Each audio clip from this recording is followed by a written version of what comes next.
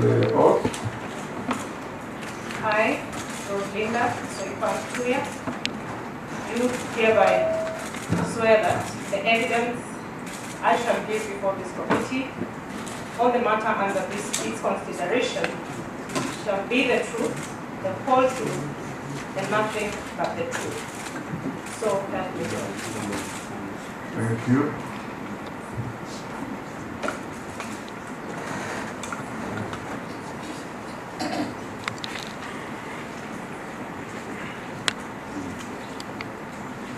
Rosalinda Tuya, we invite you, after signing the oath, to introduce yourself,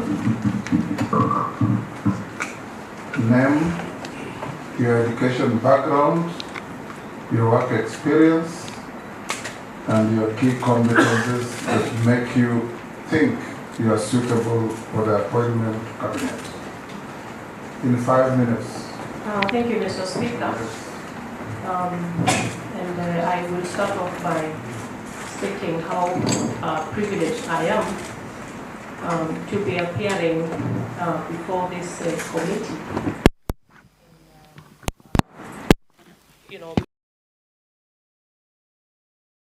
It's a 5-year term, which is what I perceived to be. But even more privileged that I come in another capacity as the nominee for the Ministry of Defense. For purposes of introduction, I am Rosalinda Soipan Tuya, former member of Parliament. I pride myself to have served for 3 terms. 2 terms at the National Assembly and a very short 3rd term as a member of the Senate. In terms of education background, I'm a lawyer by training, having done my Bachelor of Laws degree from the University of Nairobi. I have also acquired a diploma in law through the Advocates Training Program at the Kenya School of Law. And I have a Master of Laws in Sustainable International Development from the University of Washington in Seattle. I have had occasion to serve in various capacities at the private sector through development work. I have worked with the USAID. I have worked with the Kituo cha Sheria in advancing public interest litigation. I have also had occasion to serve as a member of the executive in the capacity of Cabinet Secretary in charge of environment, climate change, and forestry. Mr. Speaker, in terms of suitability for the position that I have been nominated to, the array of service that I have had occasion to be in, both in the public sector, the private sector, and in the civil service as a cabinet secretary, really posture me for this position as cabinet nominee for defense. Mr. Speaker, and my legal background and training from my the role ahead of me, it's largely a role in terms of analysis of policy, design of policy, and oversight of implementation of policy. And I believe that my role and experience in the 3 fields posture me well for the assignment ahead. The assignment ahead, should I be confirmed by this committee, again is largely a heavily constitutional office. You will find that the defense sector or the defense space and indeed national security really has the Constitution and Parliament as the bedrock of operations of the role ahead of me.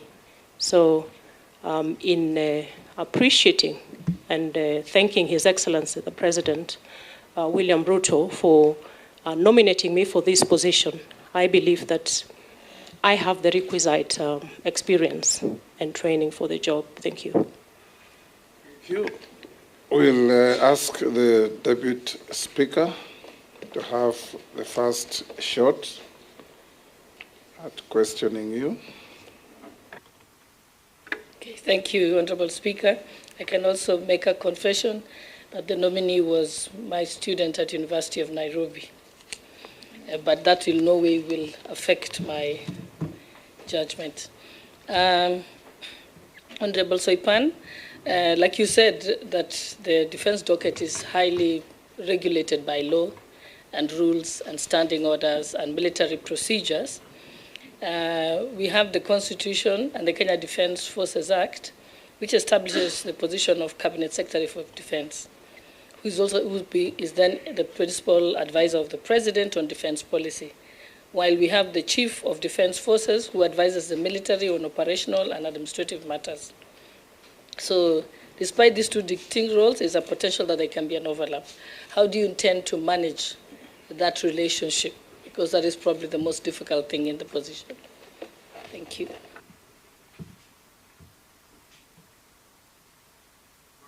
Soipan, and we expect concise and precise answers.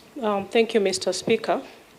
In terms of my role as CS for Defense, upon confirmation by this committee, I understand my role as being that of principal advisor to the President on matters of policy, also a heavy advisory role to Parliament on matters policy formulation, assessment of the capabilities of the Kenya Defense Forces, and any attendant action to ensure maximization of our capability. Mr. Speaker, I am aware of the distinction between, I have no military background, and the Ministry of Defense has both a uniformed unit and a civilian unit. My role upon confirmation, again, will be chair of the Defense Council, the composition of which consists of the Chief of the Defense Forces, the CDF, and the service commanders. I am a team player by design and by practice. I am also very consultative in my leadership philosophy. And this is a skill set that I will have to employ heavily in terms of the need to understand the operational and administrative role of the uniformed side of the ministry for complementarity, but also to give me a competitive edge in terms of bringing my expertise from the civilian aspect, borrowing and learning from the uniformed aspect, so that my advisory role on policy is going to be rich and sufficient to advise the Commander-in-Chief as well as my interaction with Parliament. So I am confident that I will bring a team spirit to the ministry, and particularly at the level of the Defense Council, which is where I will be interacting with the service commanders. Thank you. Majority Leader. Thank you, Honorable Speaker. CS nominee, what would you tell us would be at least one of your key and climate change before the dismissal, and also Kenya having hosted the African Climate Change Summit last year and being one of the principal proponents of carbon markets trading.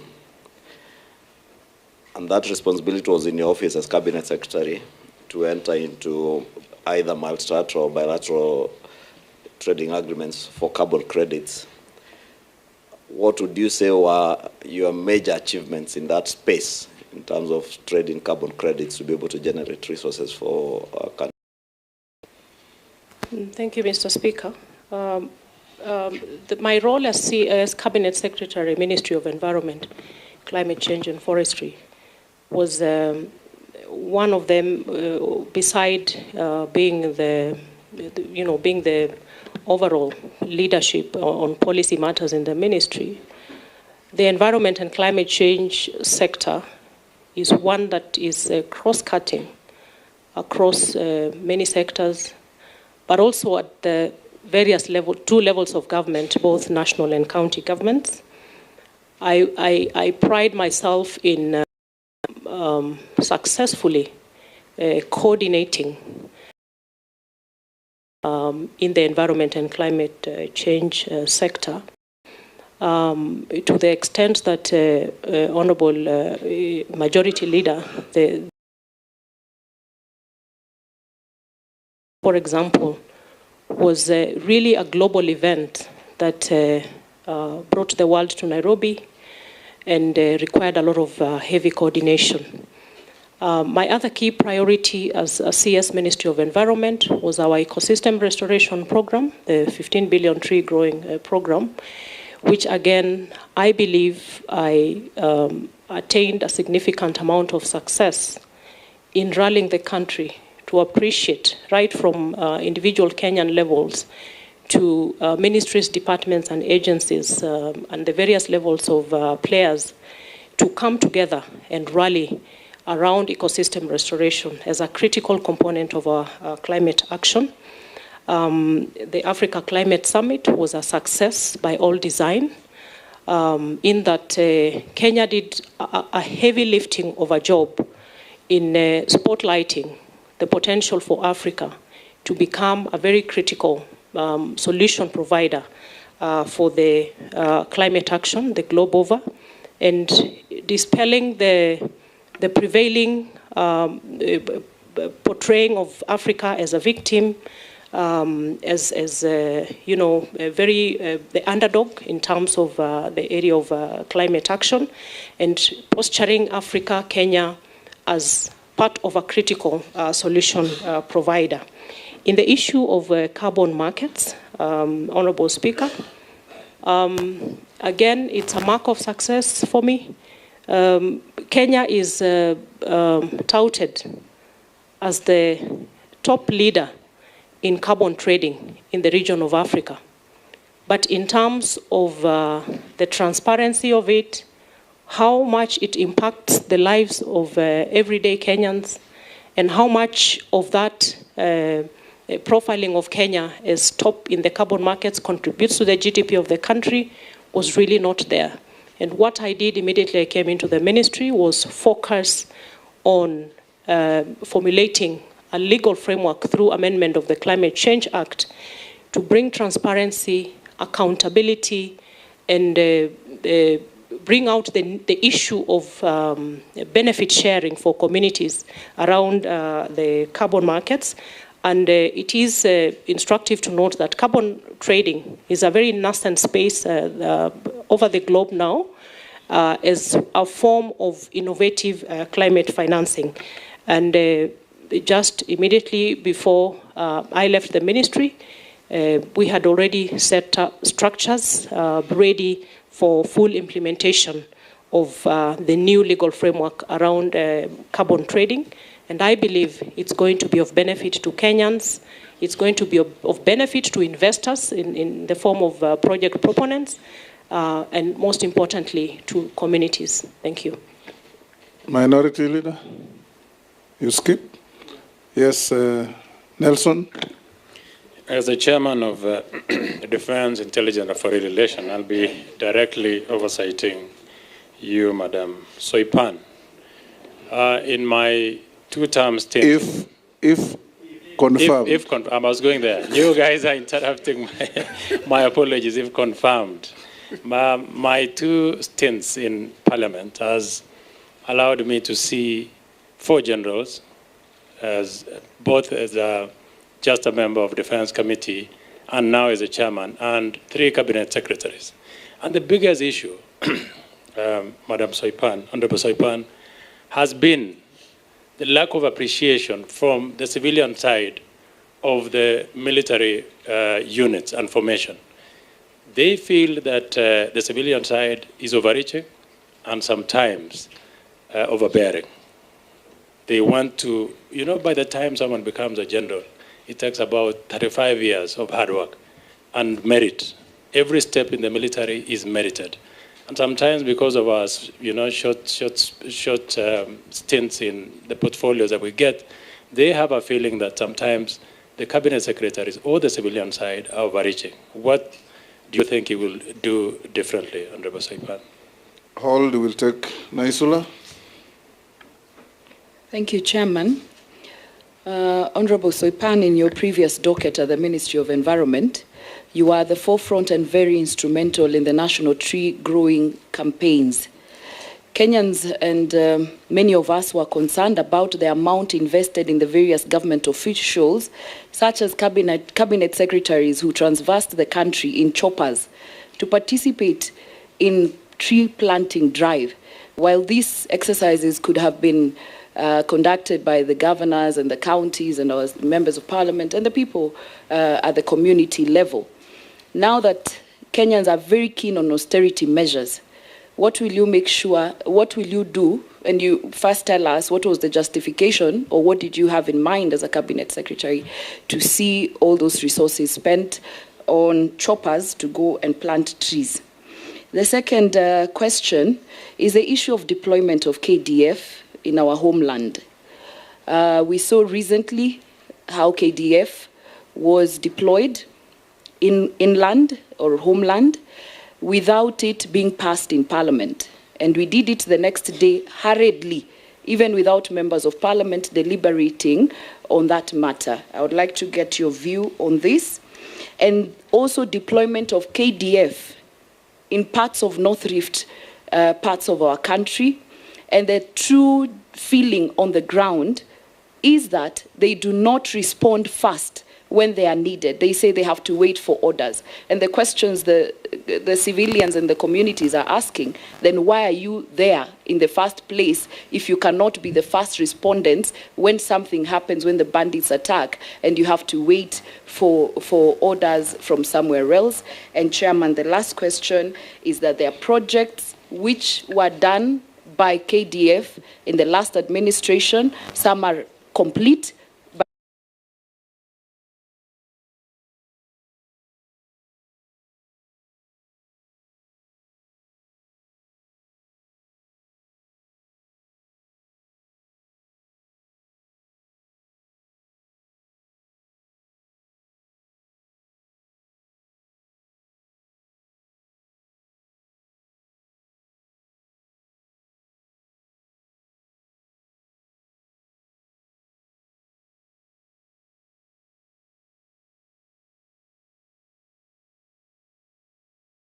My overreaching, my mandate from the civilian side and infringing on the uniformed side of the ministry, I can give assurance to all the players in the Ministry of Defense that upon my confirmation as CS Defense, that as I had said earlier, I'm very heavy on team playing.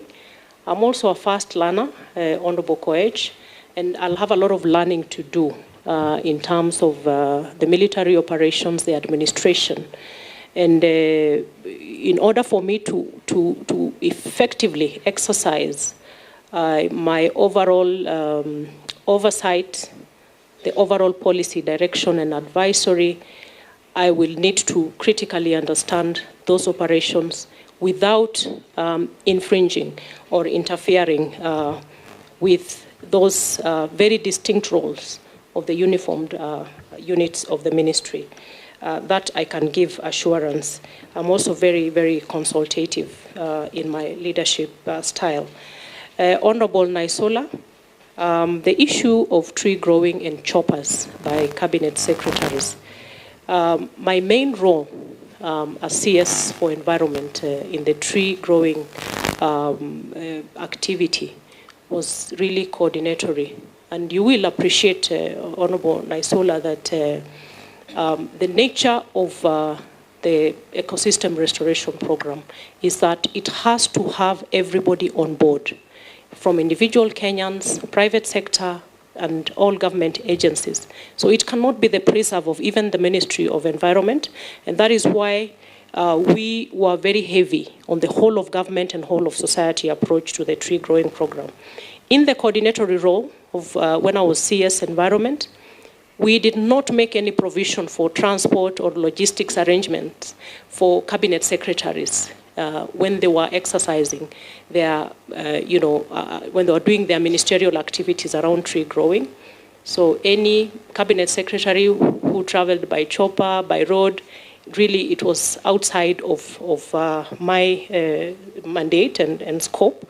And therefore, I cannot speak to that. The only thing I can say is that during the second national tree growing program, and having noted a number of concerns raised by Kenyans around the heavy presence of helicopters and heavy spending around tree growing, again, we addressed that at cabinet level and making sure that the exercise was, again, very grassroots centered. The coordination by the Kenya Forest Service and other entities at the community or the grassroots level, or at the forestation levels. And therefore, in terms of resources, I had no mandate to resource anybody to go out and plant trees. Actually, my role was only coordinatory. In terms of the second question, Honorable Lesuda, on deployment of KDF, Mr. Speaker, it is very important for Kenyans to understand the core mandate of the KDF, and one of which is the defense and protection of the territorial integrity of the country, as well as the country's sovereignty. The other two key functions of KDF revolve around internal deployment, and it comes in two forms. This is a constitutional mandate of KDF on one facet, and this is should be Article 241(3)(b) of the Constitution, where KDF can come in to assist and cooperate with other agencies in instances of emergency and disaster. An example of which is the deployment of KDF to assist during the flooding situation, where we lost a lot of lives in Mai Mahiu. In that instance, deployment happens, and then a report is made to Parliament. And it is also important to note that under that particular deployment of assisting and cooperating with other agencies, the KDF is not the front line. The front line is these other agencies, and it is the case with the northern Kenya deployment. So these other agencies are the front line, and KDF comes in to assist and cooperate. The other very important facet of deployment is Article 241(3)(c). And Mr. Speaker, this is the aspect of deployment which cannot happen without the authority of Parliament. And this is the deployment of the KDF forces to keep peace in instances of instability in the country. And that cannot happen without the express approval of Parliament. And in that instance, the KDF take the front line in terms of operations. Allow me, Mr. Speaker, to speak to the deployment that happened during the recent unrest. The deployment happened around the assistance and cooperation with other agencies. So it is not the 241(3)(c), where KDF takes the front line. And what happened is that the CS then did the deployment via gazette notice for KDF to assist the National Police Service. And the following day came before Parliament to seek authority for 241(3)(c). But the 241(3)(c) was never effected. The only effect was done on 241(3)(b), on assistance. And the reason why, in my thinking, that the deployment under 241(3)(c never happened is because upon the court case, which I believe is still live, and I will not speak to the merits or demerits of the case, is that the court then mandated the government to expand on the scope, the nature, and the duration of the deployment, and that was done through a subsequent Gazette notice, which then gave a broader definition of the deployment across the country and until the unrest situation is addressed. Thank you. Sorry, Mr. Speaker, there's one more question, but allow me also to say that all the operations of KDF, and indeed under the principles of national security is subject to the Constitution. National security is subject to the authority of Parliament. And I will, upon confirmation, be very keen to focus on the need to strictly adhere to the constitutional provisions with regard to deployment. Honorable Lesuda, with regard to the slow nature of movement by KDF, of course, I have not had occasion to listen and hear out that part of the complaint, but I would imagine it is because they are not the front line. The front line is the National Police Service. In terms of projects by KDF that are incomplete, the value for money issue, I can only say that I will defer, a comprehensive response to this question. And also given that one of my mandates as CS upon confirmation is to assess and oversee the implementation of projects to ensure efficiency and proper utilization of funds, and with a close working relationship with the line committee of Parliament, these are issues that I should be able to address upon confirmation. Thank you. Posing. Thank you, Honourable Speaker. To begin with, Honourable Speaker, and to the nominee, is an information that if you are confirmed, Honourable Soipan, if the committee sees it fit and Parliament... Posing, hold on. Soipan, the clerk wants your documents so that they can be able to check against what you send to us as we go on with the questions. If you can provide that. Thank you. Go on, Posing. I thank you, Honourable Speaker. To the nominee, Honourable Soipan, I was saying, one is this North Rift conflict, which of course KDF were brought in accordance with the law. And of course you might remember, or in the discussion, West Pokot was the epicenter of all these issues for completely wrong reason. However, I wanted to remind you, if you are confirmed, that there are some few things which are going on. And I hope when you come in that you don't forget, so I want to give it for your list. There were projects which were to be done. And absence of war, Honourable Soipan, through Honourable Speaker, is not necessarily peace. So maybe people in North Rift are waiting for those government interventions, right? And if they don't, I don't know what they're going to say. So there are two places which the government had not or have not completed deploying KDF. One is a place called Sokoto, and another one is called Kamele. This is epicenter of conflict in North Rift. I want you to note. 3 is opening of schools in all those areas. Can you imagine, as I talk to you, Honourable Speaker, that there's a division called J2nd Division in North Rift, which has more than 6 schools where students don't go. You know, because nobody can go there because of insecurity. One of our agreement with the leadership at that particular time that those schools were open and be done by KDF. That spans all the way from Tiati, West Pokot, and something like that. So, Honourable Speaker, through you, I want the Honourable nominee to know that, should she be approved by Parliament to take over. The question there, therefore, is, Honourable Soipan, this recruitment of KDF has been bringing a lot of problems in the public at that local level in terms of corruption. And it's almost becoming an official thing where a parent with a child going for recruitment comes to some of us as leaders and asks for money. Can you imagine? Money to be used to pay people in KDF. And it averages between 600 and 1 million. Imagine. You know, it's terrible. It's terrible. And you know, locally, and particularly for us pastoralists, being employed in the army is almost like going to heaven. You know, it is the best job, actually, from where I come from. It's actually the best job.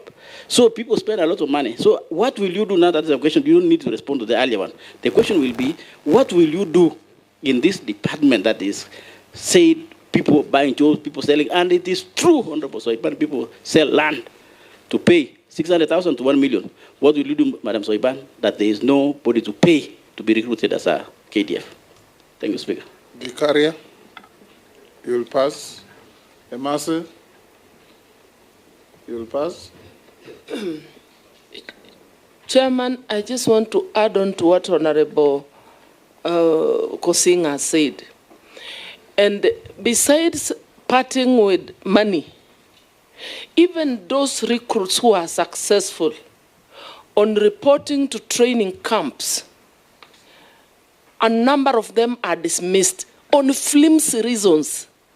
It happened last year, and our constituents came to us. Our efforts to reach the CS were in vain. So we really want to know, because Kenyans are suffering. Again, I want to reiterate that recruitment into KDF has become a preserve of the rich people. The poor people will never get their children working in KDF. So if we approve you, are you going to make a difference? What is it you're going to do differently? So that opportunities are open and available to all Kenyans, irrespective of who you are and where you come from, on whether you have land to sell or not. That is a very serious issue. Honorable nominee, we need your response to that. Daud. Thank you, Mr. Speaker. Mr. Speaker, Honorable Soipan, you did a wonderful job while you were in environment, and I believe if we approve you, you will do better in defense.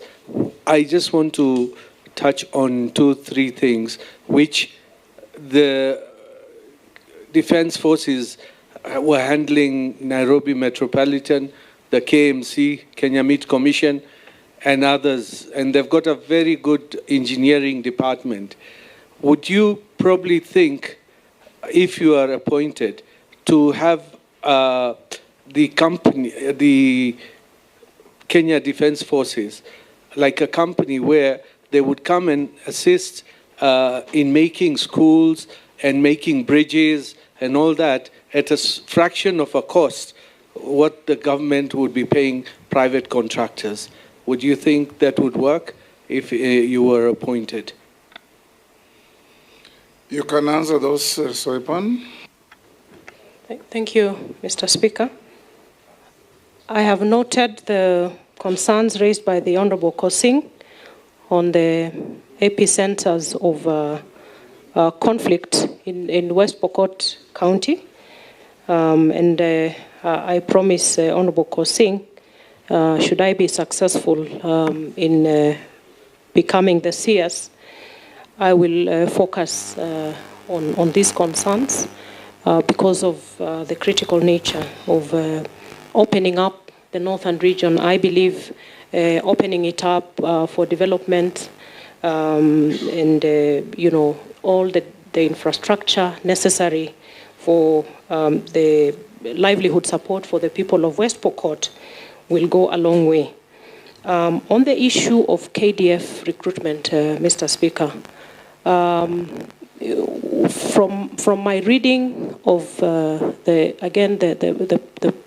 core principles of national security, the drafters of our constitution found it fit that the issue of integrity around recruitment of Kenyans to the Kenya Defense Forces would be a very core component of the national principles of national security, because the Constitution actually demands of the national security organs to ensure, to reflect the diversity of the communities of Kenya and ensure diversity in equitable proportions in the recruitment of Kenyans to the defense forces and other security organs. Mr. Speaker, when you see the enthusiasm around young Kenyans coming to front themselves to participate in the recruitment into the forces, I think it is a process we have to guard very seriously in terms of the integrity. And I want to assure members of Parliament, I want to assure Kenyans that being that this is an issue that has been so incessant, I have been a member of this House before, Mr. Speaker, and this is an issue that has kept on recurring over and again. And being that the chairman of the line committee on defense and national and foreign relations is a member of this committee, I can commit, Honourable Speaker, that I will take time to evaluate the standard operating procedures of the KDF recruitment process, and with a view to identify the gaps, to make sure that we adhere to the strict requirement of the Constitution in terms of the integrity around the recruitment process, Mr. Speaker. When Kenyans front themselves to be in the front line of the defense of our country, it's only fair that we afford that opportunity on an equitable measure. So, Honourable Lemase and Honourable Kosing, I undertake to make sure that, again, we also need a lot of sensitization for Kenyans to know that you do not have to pay to be recruited into the KDF.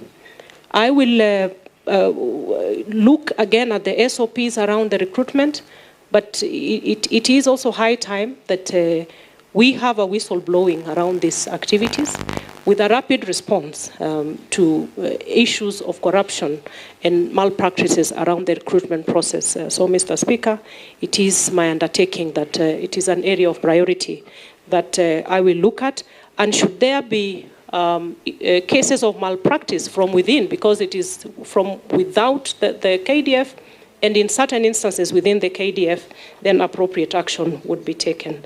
Point of order, Speaker. Point of order. Yes, Person. Honorable Speaker, if Mwananchi knows that they are taking this at 600,000 to one KDF, where is NSIS? Where is defense force? They have intelligence. They call what? Military intelligence. I used to be in that committee in my first parliament. What is going on? I think Honorable Soipan crash this thing. Let Kenyans be recruited in KDF without 1 shilling. Let them hear you today. Thank you, Speaker. That's not a question, it's a comment. Chairman, just on the same, so that she concludes. Chairman, Kenyans are being conned, and these matters are reported even to NSIS, and nothing seems to be done. Nothing is done. Our constituents report to us numerous cases, and there are also cartels that now have taken advantage. They will pretend to be KDF officers. I think this is a matter that should be taken seriously, not only by defense, but by all security organs, NIS included. Yes, what's your point of order? Just to say, we as a committee were seized of such matters. Most of the things that are said are actually not pointing to the military itself, but people out there who decide to con on and say they work on behalf of the military, yet indeed the military are not even aware. There's a procedure of how the military picks its recruits, and that procedure is very elaborate. It's even put in the newspaper. And where officers have been found culpable, they have been court-martialed. Chairman. Honorable Soipan, what you'll do is what we have told many of your colleagues, that none other than the President himself has lamented that one of the weak links in our government is communication. That the people assigned responsibility to assist the president don't communicate enough. So if you are confirmed, you should undertake to the country that before any recruitment, you'll carry out extensive information dissemination to Kenyans that this recruitment is on merit, it is free, and any con fellow who comes around asking for money in exchange for slots should be reported to the nearest agencies, be arrested, be prosecuted, and if convicted, sent to jail. Chairman, please allow me to add something on that. Yes. I think, Chairman, the elephant in the house here is about the state letters.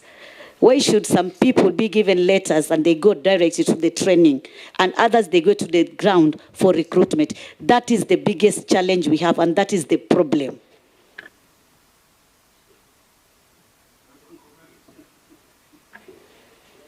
Mr. Speaker, before I respond to Honorable Dawood, allow me to say one more thing with regard to the recruitment menace and corruption. Mr. Speaker, should I be confirmed for this position, I will also be a member of the National Security Council. And as has been stated here, the issue of recruitment malpractices may not only be within the KDF. So this is an issue of grave national concern that I would endeavor within the operations of the National Security Council to raise it for proper redress. But, Honorable Speaker, the points raised by members are well noted, including the communication aspect. The Honorable Dawood, the issue of the participation of the Kenya Defence Forces in the development agenda of the country, I think that really is the scope of your question. And we have a defense industry or industrialization policy whose import is really to have the KDF be part of the national development agenda because of certain competencies. When you look at certain state corporations under the Ministry of Finance Factories Corporation, which deals with the manufacture of ammunition and is slowly expanding its mandate to food production, it comes with a facet of the KDF, which, because of the competitive edge in terms of skills and expertise, it can then contribute to the national development agenda of job creation, food security, and the likes, and also in the construction industry. And that is the same scope of operation of KMC. You know, bringing KMC into the operations of KDF, again, is in the same spirit. Mr. Speaker, I believe that the issue of defense industry is very critical, and particularly for the sake of the self-sufficiency of the Kenya Defense Forces in the wake of a very shaky fiscal situation, not just in Kenya, but the globe over. I think because of the critical nature of the mandate of KDF, we should be expanding the scope of operations to make sure that we engage in industries that will bring about self-sufficiency in terms of operations, food sufficiency, and indeed the issue of capacity building and equipment capabilities. So, Honorable Dawood, it is an area of critical concern for me that the very strategic state corporations under the ministry should be, facilitated through investment to make sure that we expand that scope of work of the KDF. Thank you. Ferdinand? I think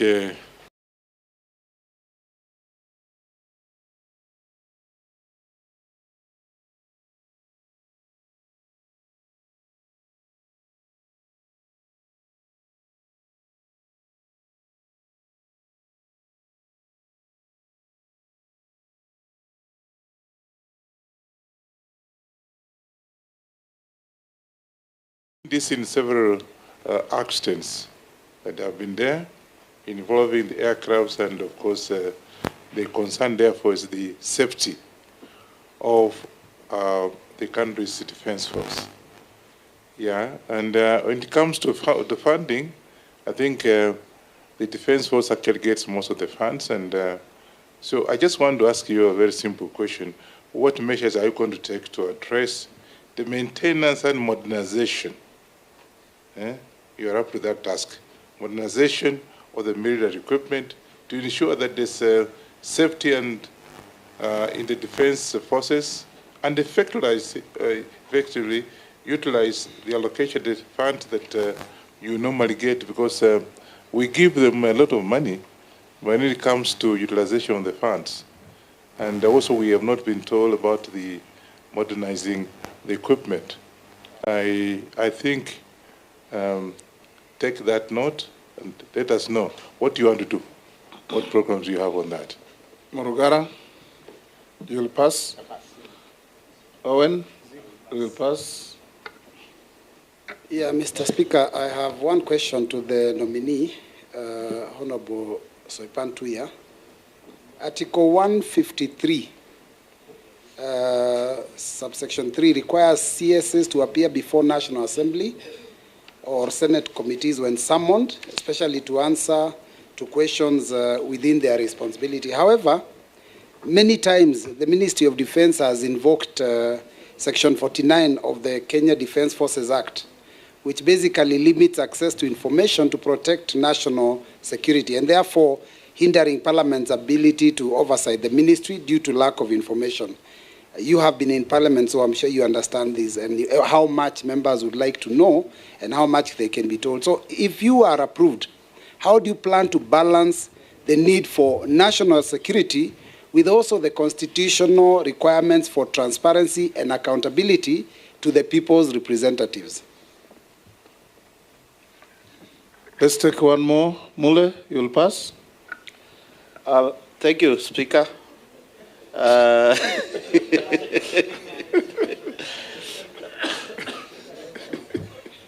Thank you, nominee Honorable Soipan. I just want to declare my interest. She's a sister-in-law, and I want to find out from you, what is your vision of a better defense force in future in this country? Thank you. Those are short ones. We can take a fourth one, a third one, actually. Russell? Thank you very much, Honorable Speaker.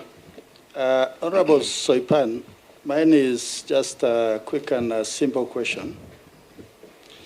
If the House approves your nomination, you will be working with the Ministry of Defense, people who are moving fast, and they want to be at the cutting edge.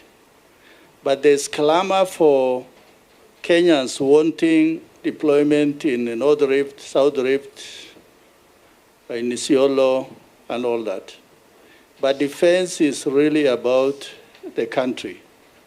How would you see balancing that to external aggression vis-a-vis internal deployment? Thank you, Honorable Chairman. Sharia will pass. Mishi? Yeah, thank you, Honorable Chairman. Honorable Chairman, allow me to ask this question because so far I've buried so many young men in terms of what we call landmine.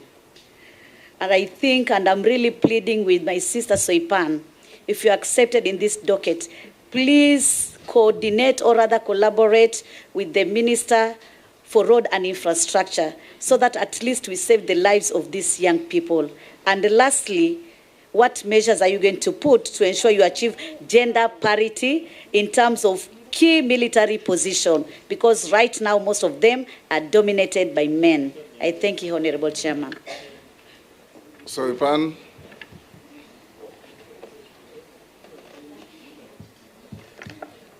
Thank you, Mr. Speaker.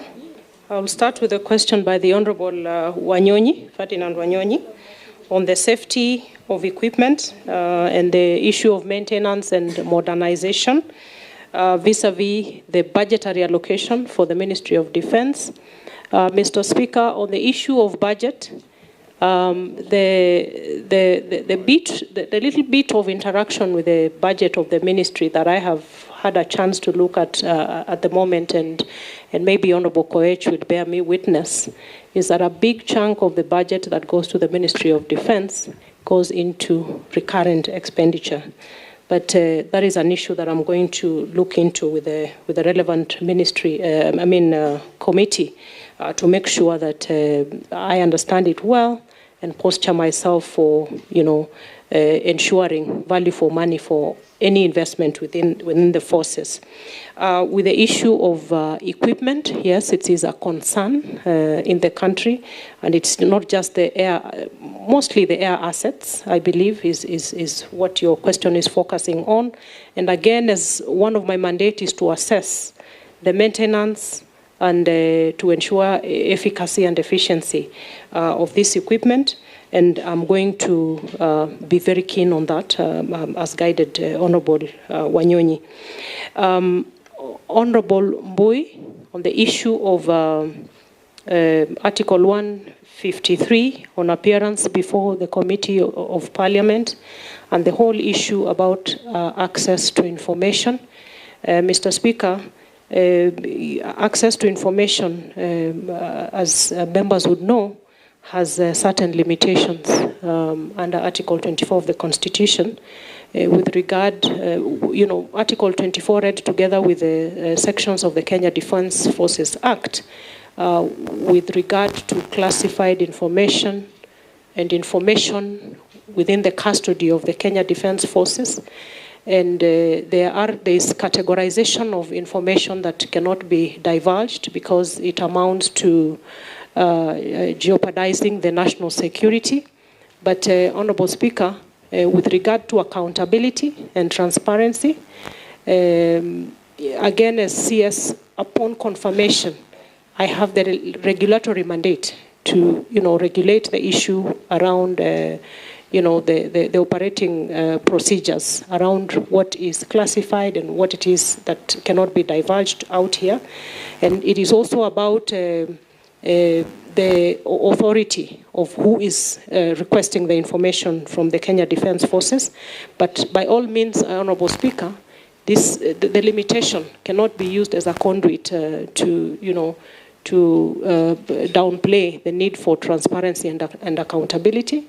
So through my chairmanship of the Defence Council, once approved, again is an issue that I will look into to ensure that there's a balance and that the ministry is not hiding under the limitation of the access to information constitutional provision. Honorable Mule, I think, it's Honorable Mule, on the issue of what vision I would have for a very effective KDF. It is really about a well-equipped posturing of the various forces, both the air, the water, and the land in terms of the army. It is about mission preparedness and readiness to respond to any external aggression in a proportionate measure. And really, again, to make sure in terms of training, equipping and capacity building, the issue of the welfare of our service members is also of great concern for me, to make sure that the men and women who are again taking the front line in defense of the country are comfortable and well prepared to be ready for mission. The Honorable Dido Raso, the balance between readiness to respond to external aggression or potential threats of external nature and what I might be reading that you're talking about over-engagement of the KDF internally. It's a balance that we must strike. And again, being that the whole defense and protection mandate is really under this subject to the authority of the Constitution, I will make sure that the deployment of external and internal aspects of deployment of KDF are in balanced proportions, noting that the core mandate is really the territorial borders of the country and protection of the country from external aggression. The Honorable Mishimboko, I might have missed the question on how you would wish the KDF to respond to the issue of, is it the road carnage or landmines? It is the landmine. Yes. You know, because if you tarmac the road, if you put cabro, then they cannot be able to plant those landmines. That is why I was saying that you need to collaborate with the CS for infrastructure and roads. Agreed, Honorable Mishi, and the point is taken. On the issue of gender parity, Honorable Speaker, I think as a country we have come from very far, because, Honorable Speaker, it is interesting to note that the Women's Service Corps was only disbanded in 1999 in the country, very recent. And the existence of the Service Corps meant that women were not integrated in the defense forces, that women in the force were not allowed to, you know, their rights were really limited in terms of even marriage and childbearing and deployment, you know, in operations. And I think we have come quite far, Honorable Speaker, but I have started reviewing the gender policy of the Ministry of Defense, and with a view to make sure that that progress that we made in the disbursement of the Women Service Corps is one that we will maximize on to make sure that women find their space. For those that are intended on serving their country in the KDF are not limited in any manner, just the same way that we are saying for every other Kenyan, not just women. Thank you, Mr. Speaker. Mukami, you'll pass? No, this time no. Go on. Thank you, Chair. As the Cabinet Secretary for Defense, you are the advisor to the President on defense policy, while the Chief of the Defense Forces advises on military, operational, and administrative matters. Despite this distinct role, there is a potential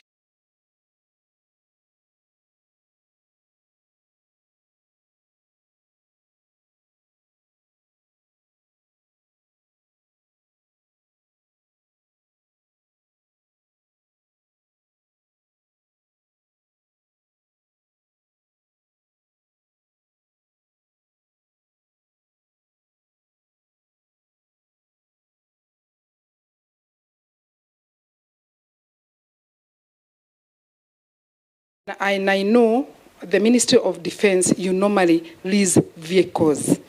And the government is spending billions and billions of money. And I'm wondering, is it really making value for money instead of you buying vehicles for the defense? Thank you. What are you going to do about it? How are you going to address it? Thank you, Speaker. Mine are just two quick ones. Honorable nominee, recently Kenya was designated as a non-member allied to the North Atlantic Treaty Organization. Could you explain what that means to the nation? And then secondly, I just wish to know if the Gazette notice the deployment of the military to the streets to calm the protesters, is it live? And how long was it supposed to take? Thank you. Soipan. Thank you, Mr. Speaker. With regards to the question raised by the Honourable Member for Nyeri County, Honourable Mukami, it is around the value for money in terms of the practice of leasing as opposed to purchase of vehicles for the military. I will not venture much into it. It is an issue that I will have a look at in terms of what the prevalent situation is. But by all means, the point you raise is valid, that we should be looking at very efficient ways of expending our monies within the KDF. Honourable Speaker, the Honourable Caleb Amisi, the recent designation of Kenya as a major non-NATO ally by the US is one that we really should be proud of as a country. It places Kenya at a competitive edge in terms of bilateral engagements with the United States, and it comes with a lot of advantage in terms of access to equipment, access to training opportunities, and the general advancement of the defense cooperation between Kenya and the United States. Really the whole space around enhanced capability of our forces through defense cooperation with the United States.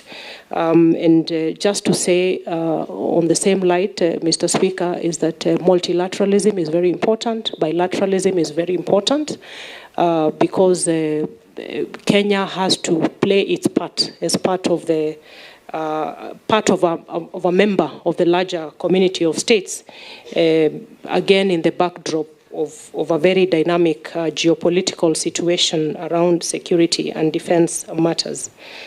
The question on the Gazette notice deploying the KDF, it is still live, and the time duration is until the normalcy is restored. I think it's an issue that upon confirmation is to go back and assess the situation with a view to know the utility of whether to keep on having the deployment subsisting or to bring it to a halt, given that a fair amount of normalcy actually has been restored with regard to the recent unrest in the country. Thank you. Thank you, Soipan. I'll ask you a few mundane questions that you can answer. In your last deployment before dismissal, have you been adversely mentioned in any integrity-related report or investigations? Not at all, Mr. Speaker. Do you hold any leadership position in any political party? No. What is your net worth? Mr. Speaker, my net worth stands at 243,448 million Kenya shillings. How much were you worth at the last? It was 156 million Kenya shillings. What has occasioned the growth? Mr. Speaker, it's largely appreciation of assets, private business, and one asset acquired within Nairobi, Mr. Speaker. Thank you. We'll come to the end there. Your documents have been looked at, compared with what you sent to us, and they've been found to be in order. So your originals will be given back to you. Memoranda. We also are informed by the clerk that you adequately responded to the memoranda sent against you, and there were 44. Some were just saying, well done. Others were saying you are not suitable, and so on. Those that had any details, you have responded. So unless you are lawfully held, you are hereby discharged. Thank you, Honorable Speaker. Appreciated. Thank you.